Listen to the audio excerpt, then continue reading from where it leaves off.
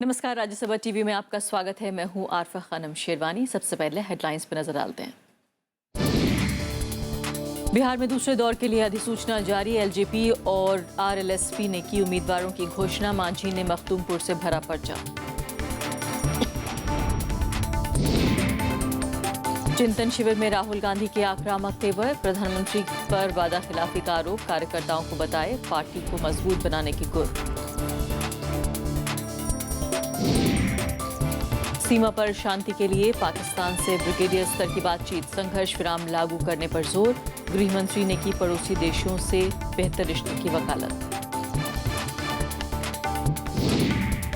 राजधानी में नहीं थम रहा डेंगू का कहर। हफ्ते भर में 2000 लोग डेंगू की चपेट में। अब तक 22 की मौत। हाईकोर्ट ने मांगा रोकथाम पर खर्च का हिसाब। और नेपाल में नए संविधान पर विरोध जारी। 14 जिलों में कर्फ्यू। 1 की मौत। सेना ने किया फ्लैग मार्च।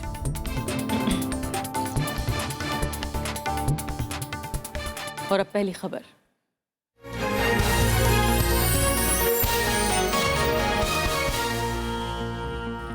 नेपाल में रविवार को विरोध प्रदर्शनों के बीच नए संविधान को लागू कर दिया गया। अल्पसंख्यक मधेसी समूहों ने 7 प्रांतों के संघीय ढांचे को लेकर हिंसक प्रदर्शन किया। हिंसा को देखते हुए 14 जिलों में कर्फ्यू लगा दिया गया है। नेपाल के हालात पर भारत की भी नज़र बनी हुई है और इस बीच पुलिस और प्रदर्शनकारियों के बीच झड़प में एक शख्स की मौत भी हो गई है, जबकि 3 लोग जख्मी हो गए हैं।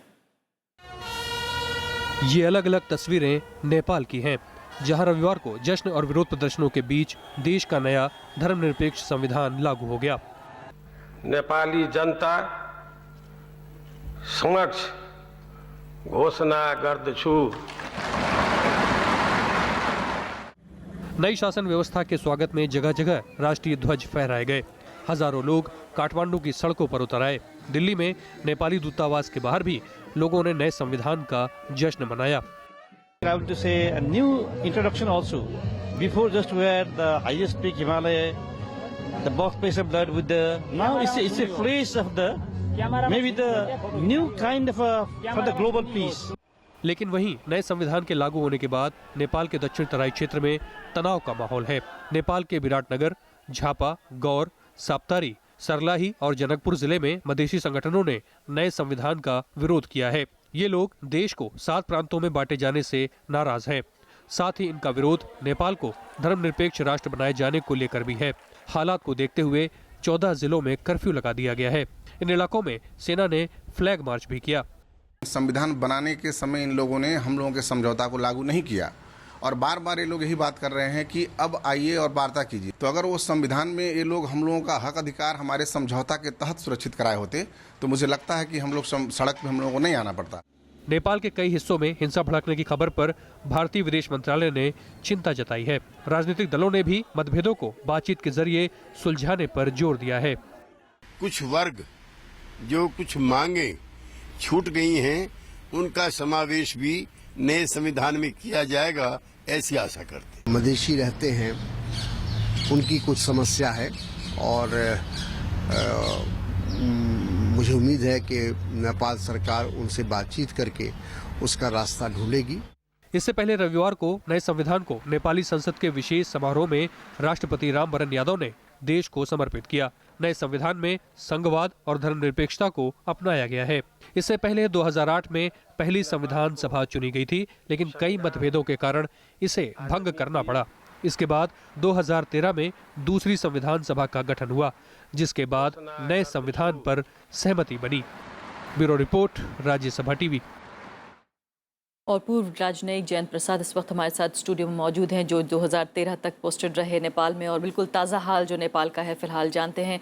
एम्बेसडर प्रसाद, ये बताइए फिलहाल कि नेपाल में एक ऐसी घड़ी आई है जिसमें कि खुश हुआ जाए या दुखी हुआ जाए, ये शायद नेपालियों को भी समझ में नहीं आ रहा और भारत को भी नहीं समझ में आ रहा। विदेश सचिव ये कह रहे हैं फिलहाल कि असंतुष्ट है भारत। इसके क्या मतलब इसका निकाला जाए? देखिए, 7.5 साल से संविधान की प्रतीक्षा थी। कॉन्स्टिट्यूएंट असेंबली का गठन पहले अप्रैल 2008 को हुआ। 4 वर्षों के बातचीत के बावजूद वहाँ संविधान नहीं बन पाया। तो एक संविधान बनने की घड़ी खुशी का मौका होता है लेकिन जिस प्रकार का संविधान बना है उसमें कुछ चीज़ें अधूरी छूट गई हैं और इस वजह से वहाँ मनमुटाव है।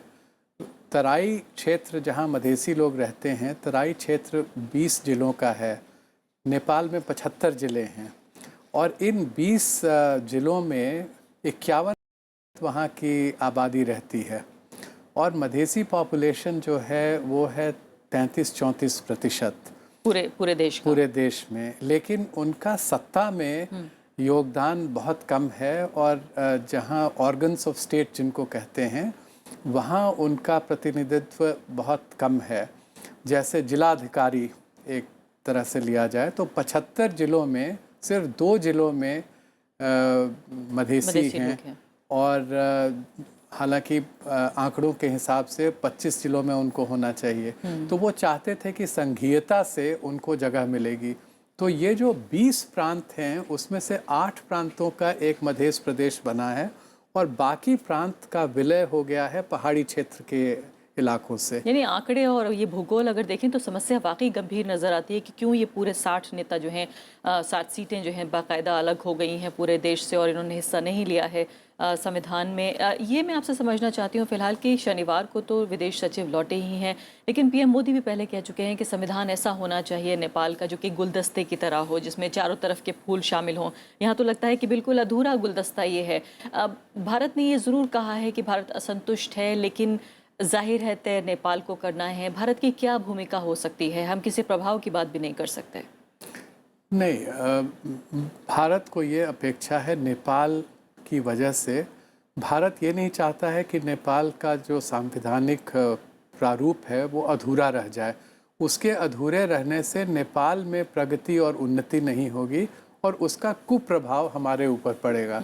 तो हमें जो चिंता है इस वजह से चिंता नहीं है कि हमारे कोई काम वहाँ नहीं हुए, इस वजह से चिंता है कि नेपाल, हम चाहते थे कि 10 वर्षों के संघर्ष के बाद जो यहाँ दिल्ली में पीस प्रोसेस की स्थापना हुई, यहाँ डेमोक्रेटिक पार्टीज़ और माओवादियों के बीच में सुलह हुआ, उसका जो लॉजिकल परिणाम होता है कॉन्स्टिट्यूशन में उसका प्रतिबिंब दिखाई देना चाहिए, उसका रिफ्लेक्शन होना चाहिए।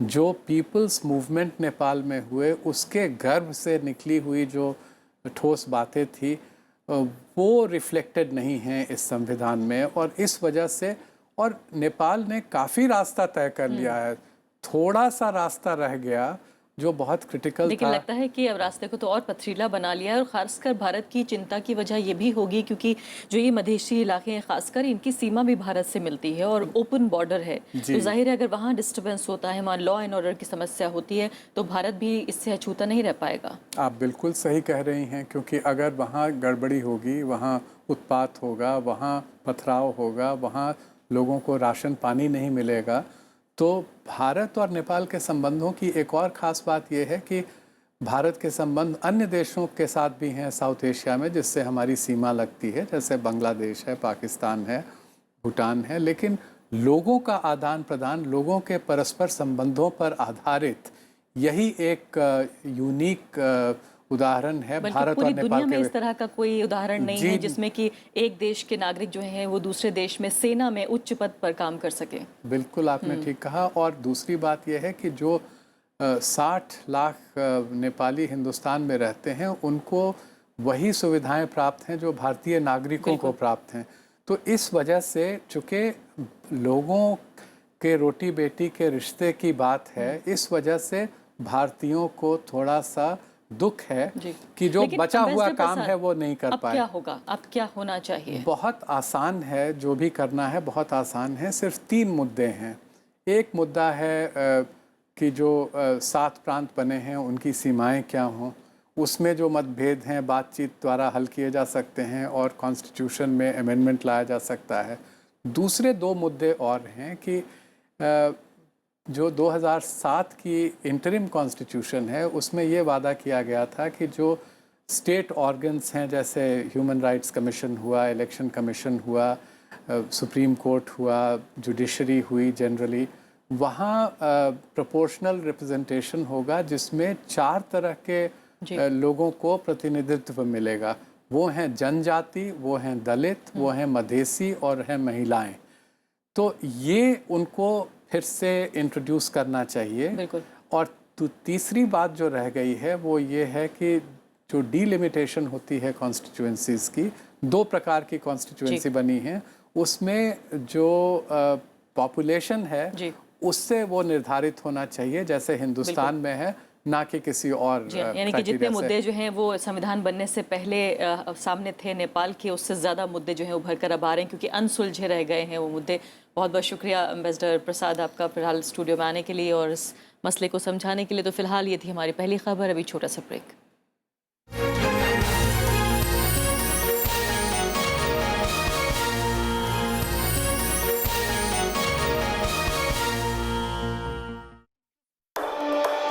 आपका मुद्दा,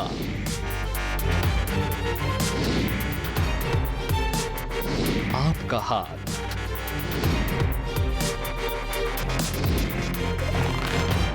सरकार तक पहुंचेगा आपका सवाल, राज्यसभा टीवी बनेगा आपकी आवाज।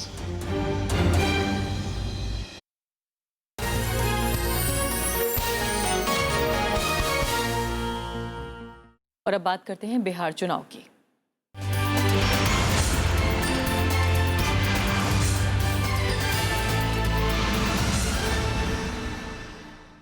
एलजेपी और आरएलएसपी ने आज उम्मीदवारों की घोषणा की। एलजेपी ने दूसरी सूची में 9 और उम्मीदवारों का ऐलान किया, जबकि उपेंद्र कुशवाहा की पार्टी आरएलएसपी ने पहली सूची में 23 में से 17 नामों की घोषणा कर दी है। इससे पहले रविवार को बीजेपी ने अपनी तीसरी सूची में 11 और उम्मीदवारों के नाम पर मुहर लगा दी। हमारी उम्मीदवारी होनी है एनडीए में। सोमवार को एनडीए के घटक दलों एलजेपी और आरएलएसपी ने अपने उम्मीदवारों का ऐलान किया। एलजेपी ने दूसरी लिस्ट में 9 उम्मीदवारों की घोषणा की। इससे पहले पार्टी ने शुक्रवार को 12 उम्मीदवारों का ऐलान किया था। पार्टी अब तक 40 में से 21 सीटों पर अपने उम्मीदवारों के नाम घोषित कर चुकी है।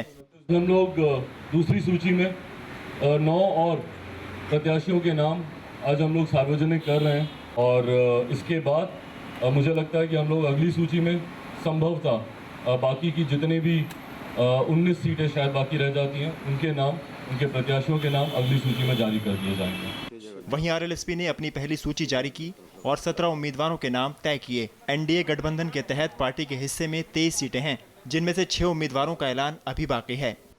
आपको मालूम है कि 23 विधानसभा क्षेत्रों में हमारी उम्मीदवारी होनी है एनडीए में, जिसमें अभी 17 स्थानों के लिए नाम हमने तय किया है। इससे पहले रविवार को बीजेपी ने 11 उम्मीदवारों की तीसरी सूची जारी की। बीजेपी गठबंधन के तहत 160 सीटों पर चुनाव लड़ रही है, जिनमें कुल 153 प्रत्याशी तय हो चुके हैं। हिंदुस्तान अवाम मोर्चा के 4 मौजूदा विधायकों को बीजेपी के टिकट पर मैदान में उतारा गया है। बीजेपी का कहना है कि पार्टी ने सोशल इंजीनियरिंग का पूरा ख्याल रखा है। कल हम लोगों ने 99 सीट्स डिक्लेयर की थी। जो सीट्स बच गई थी उसमें से कल चर्चा हो चुकी थी, लेकिन वो अपने सहयोगी दलों के साथ बातचीत करके उस दृष्टि से उनको डिक्लेयर करना था। 11 सीटों का डिक्लेरेशन हम कर रहे हैं, 4 सीटें रह गई हैं जो आने वाले समय में हम करेंगे। बिहार के पूर्व मुख्यमंत्री जीतन राम मांझी के हिंदुस्तान अवाम मोर्चा ने भी रविवार को दूसरी सूची जारी की, जिसमें 7 में से 4 सीटों पर महिला उम्मीदवारों को तरजीह दी गई है। पार्टी 13 उम्मीदवारों की सूची पहले ही जारी कर चुकी है। पार्टी 20 सीटों पर चुनाव लड़ रही है। जनता साथ देगी हम लोगों को, ताकि हम लोगों की एनडीए की सरकार बनेगी। 23 माने में भाजपा के हमारे साथी और नेतृत्व ज्यादा हमसे ज्यादा सोचते हैं और उस लाइन पर जो हमारे लिए ईयर मार्क किए हैं उसको हम मानते हैं। हालांकि टिकट बंटवारों के बीच नाराजगी का सिलसिला है। जहां टिकट काटने से नाराज उम्मीदवार दूसरी पार्टियों का रुख कर रहे हैं, वहीं नामों के ऐलान के मौके पर विरोध देखने को मिल रहा है। विपिन चौहान के साथ bureau report, Rajya Sabha TV. Bihar विधानसभा चुनाव में आज का दिन काफ़ी अहम रहा। बिहार के पूर्व मुख्यमंत्री और हिंदुस्तानी अवाम मोर्चा के राष्ट्रीय अध्यक्ष जीतन राम मांझी ने मखदूमपुर से पर्चा दाखिल कर दिया। मांझी इस बार दो सीटों से चुनाव लड़ रहे हैं। बिहार के चुनावी रण में मखदूमपुर सीट से अपना भाग्य आजमा रहे पूर्व मुख्यमंत्री जीतन राम मांझी नामांकन दाखिल करने पूरे दलबल के साथ पहुंचे। मांझी ने चुनाव में जीत का पूरा भरोसा जताया। 218 मखदूमपुर अनुसूचित जाति विधानसभा चुनाव क्षेत्र से अपना नामांकन किया है और सभी साथियों का बड़ा सहयोग मिला। जीतन मांझी ने मखदुमपुर के अलावा इमामगंज से भी चुनाव लड़ने का फैसला किया है। वो 28 सितंबर को दूसरी सीट से नामांकन दाखिल कर सकते हैं। उन्होंने 2 सीट से चुनाव लड़ने पर सफाई भी दी। नेताओं का निर्देश है कि हम गया जिला का इमामगंज चुनाव क्षेत्र जो अनुसूचित जाति चुनाव क्षेत्र है वहाँ भी चुनाव हम लड़ेंगे और उस निर्देश के आलोक में हम वहाँ पर चुनाव लड़ेंगे। एनडीए के साथ गठबंधन करने के बाद मांझी की पार्टी के खाते में 20 सीटें आई हैं। मांझी ने सभी सीटों पर उम्मीदवार घोषित कर दिए हैं। मांझी ने सीट बंटवारे में जातिगत समीकरणों को ध्यान में रखते हुए सवर्णों और मुस्लिम उम्मीदवारों को भी टिकट दिया है। Bureau report, Rajya Sabha TV. Bihar में दूसरे दौर के चुनाव के लिए आज अधिसूचना जारी हो गई। 28 सितंबर तक नामांकन दाखिल किए जा सकेंगे। 29 सितंबर को नामांकन पत्रों की जांच होगी। 1 अक्टूबर तक नाम की वापसी हो सकेगी। दूसरे दौर में 16 अक्टूबर को वोटिंग होगी और इस दौर में जहानाबाद, औरंगाबाद, अरवल, रोहतास और भभुआ 6 जिलों की 32 सीटें हैं। इनमें 25 सीटें सामान्य हैं जबकि 7 सीटें अनुसूचित जाति के लिए आरक्षित हैं।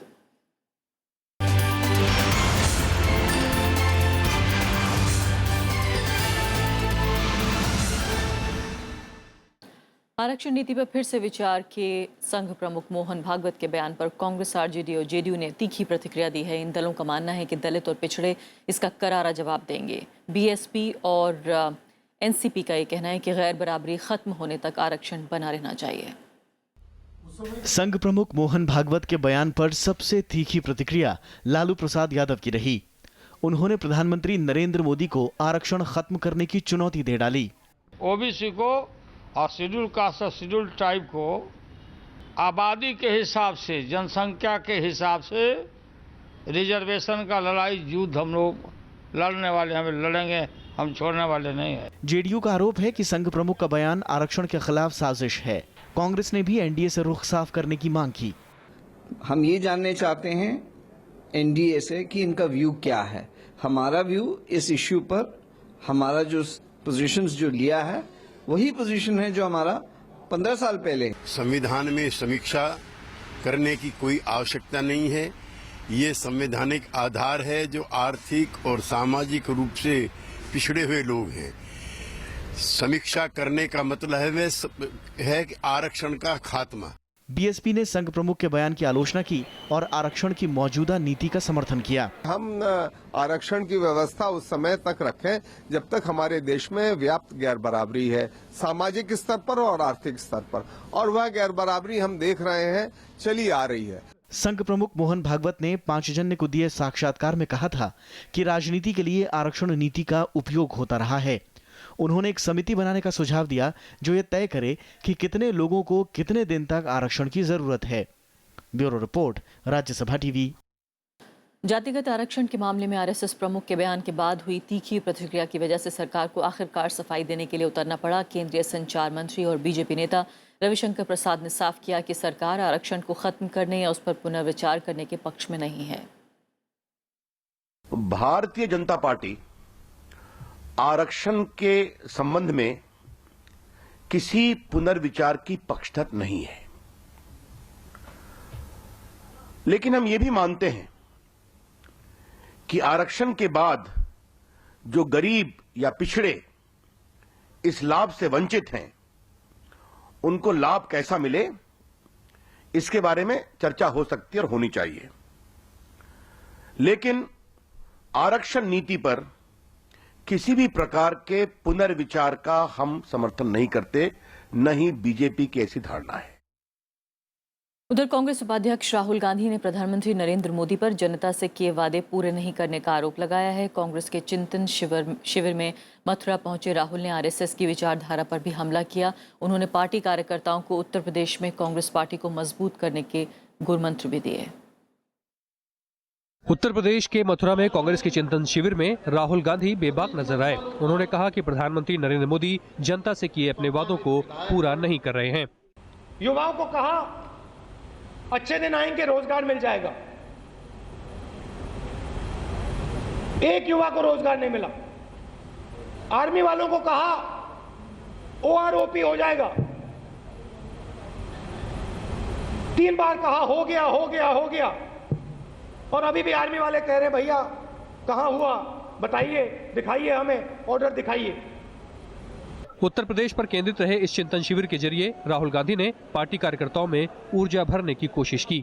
कांग्रेस पार्टी की चमक ऊपर से नहीं आती है, कांग्रेस पार्टी की चमक अंदर से बाहर की ओर निकलती है, और ये चमक, ये काम आप सब कर सकते हो, आपके अंदर है। सिर्फ खत्री जी, मिस्त्री जी, आप लोग डिस्कशन शुरू कराइए, बातचीत शुरू कराइए, एक दूसरे की बात कराइए, और इस टीम की उत्तर प्रदेश की जनता के साथ भी बात कराइए, मीटिंग्स कराइए, और देखिए यहाँ पे कौन सी पार्टी पावर में आती है। कांग्रेस उपाध्यक्ष राहुल गांधी ने रणनीति के तहत राष्ट्रीय स्वयंसेवक संघ पर भी हमले किए। उन्होंने आरोप लगाया कि सरकार पर आरएसएस की नीतियां थोपी जा रही हैं। चिंतन शिविर से पहले राहुल गांधी मथुरा के प्रसिद्ध बांके बिहारी मंदिर भी गए। Bureau report, Rajya Sabha TV.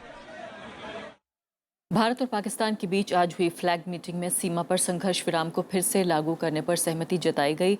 Jammu Kashmir के चकंदाबाग में दोनों देशों की सेना के ब्रिगेडियर स्तर की बातचीत में सीमा पर शांति कायम करने पर सहमति बनी। सीमावर्ती इलाकों के 3 दिनों के दौरे पर गए गृह मंत्री राजनाथ सिंह ने भी पाकिस्तान और चीन के साथ शांतिपूर्ण रिश्तों की वकालत की है। पाकिस्तान के अनुरोध पर सोमवार को जम्मू के चकंदाबाग में दोनों देशों की सेना के बीच फ्लैग मीटिंग हुई। फ्लैग मीटिंग भारत के ब्रिगेडियर एचएस सरीन और पाकिस्तान के ब्रिगेडियर उस्मान के संयुक्त नेतृत्व में हुई। रक्षा मंत्रालय की ओर से जारी बयान में कहा गया कि दोनों पक्षों ने फायरिंग पर नियंत्रण करने की जरूरत महसूस की है। इसके लिए वो आवश्यक कदम उठाने के लिए भी राजी हुए हैं। मैं तो यही चाहूंगा कि पाकिस्तान ऐसी पहल करे, अपनी तरफ से ऐसी पहल करे ताकि भारत और पाकिस्तान के बीच रिश्ते अच्छे बन सकें, क्योंकि दोनों पड़ोसी देश हैं। मैं तो यही चाहूंगा कि पाकिस्तान ऐसी पहल करे। ये बैठक तकरीबन 1 साल के बाद हुई है। हालांकि इसी महीने अंतर्राष्ट्रीय सीमा पर संघर्ष विराम को लागू करने के लिए बीएसएफ और पाकिस्तानी रेंजर्स के बीच भी बैठक हुई थी। इसमें भी दोनों पक्षों ने आत्मनियंत्रण से काम लेने की बात कही थी। इस बीच तनाव को देखते हुए गृहमंत्री राजनाथ सिंह ने पाकिस्तान और चीन से लगे सीमा क्षेत्रों का दौरा किया। भारत अपने सभी पड़ोसी देशों से अच्छे रिश्ते चाहता है और अच्छे रिश्ते बन सकते हैं, लेकिन दोनों की तरफ से पहल होनी चाहिए। भारत सदैव पहल करने को तैयार है। गृहमंत्री राजनाथ सिंह 3 दिनों के इस दौरे में पाकिस्तान और चीन के साथ लगते सीमावर्ती इलाकों में रहेंगे और जवानों का हौसला बढ़ाएंगे। वो जम्मू कश्मीर की अंतर्राष्ट्रीय सीमा, नियंत्रण रेखा और लद्दाख के चुमार इलाके में भी जाएंगे, जहां चीन के सैनिक भारतीय इलाके में गाहे बगाहे अवैध घुसपैठ करते रहते हैं। अखिलेश सुमन, राज्यसभा टीवी।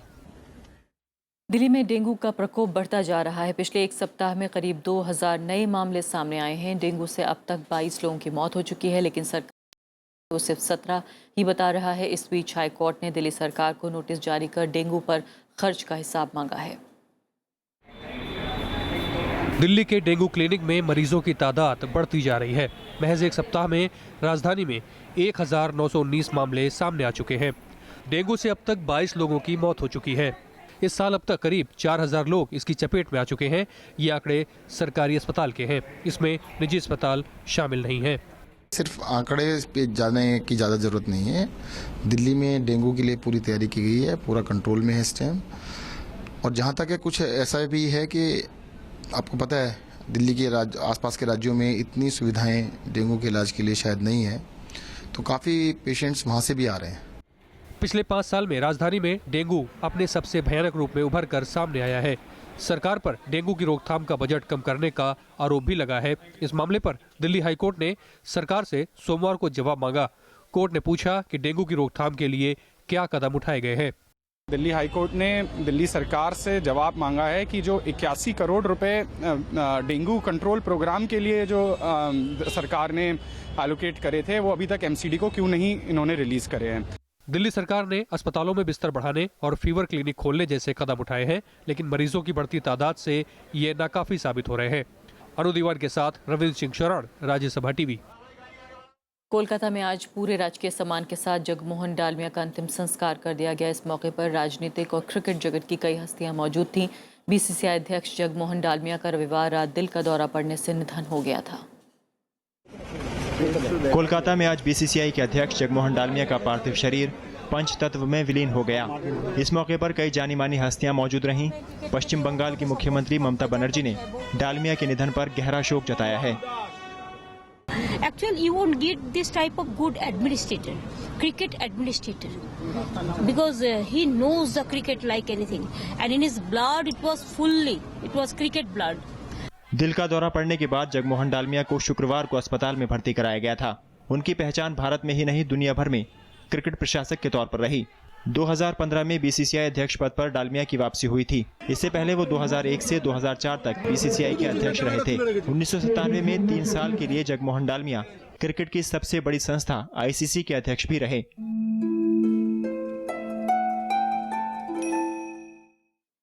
इसी के साथ अभी के लिए इतना ही। नमस्कार।